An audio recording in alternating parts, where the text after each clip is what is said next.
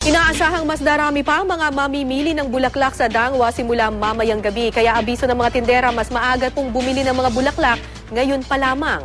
Mula sa Dangwa sa Maynila, may news to go si Isay Reyes live. Isay. Kaya nagsisimula na ngang dumami ang mga mamimili ng bulaklak dito sa Dangwa, no? Pero sabi nila, wala pa daw ito sa kalingkingan ng inaasahan nilang tao na dadagsa para mamili mamayang gabi hanggang bukas na umaga. Kumpara kaninang madaling araw, patuloy na ang pagdating ng mga namimili ng mga bulaklak sa Dangwa. Pero sabi nga ng mga tindera, napaghandaan na nila ito. Si Aling Lilibeth, mag-iisang linggo nang hindi umuwi dahil hinahanda ang mga paninda.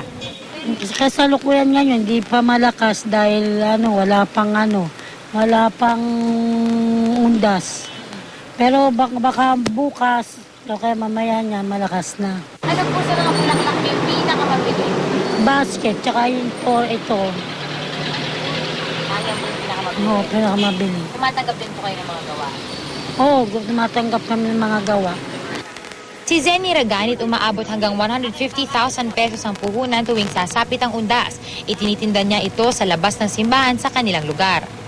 Iniiwasan ko yung medyo mahal ang bulaklak. Okay. Magkano ba budget natin? Mahal din, minsan 150. 150,000? Kung marunong ka mamili, maayos, nakakatagal din ng 3 araw, 4. Kakaiba naman ang estilo ni Ding Flores na mas pinipiling magbenta ng medyo mahal na bulaklak tulad ng Stargazer.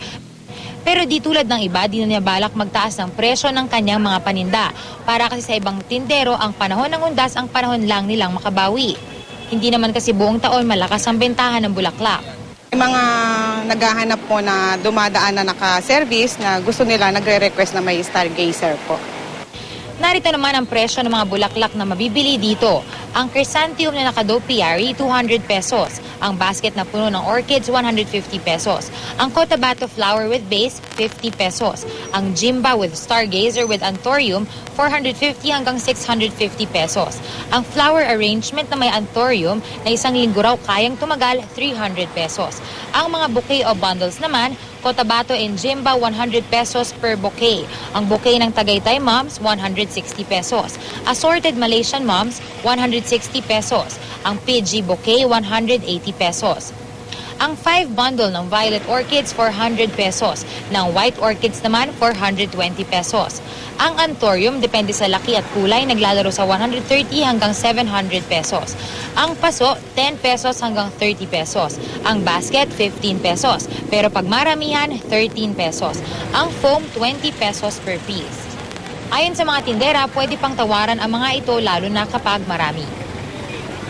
Muli, Kara, no, abiso natin sa mga nais pang pumunta dito sa Dangwa para mamili. Mas maganda po na pumunta na tayo ngayon dahil inaasahan natin na mamayang gabi ay tataas na ang presyo. At para rin, syempre, makaiwas tayo sa matinding siksikan. Yan muna ang latest mula dito sa Dangwa. Balik sa'yo, Kara. Maraming salamat, Isay Reyes.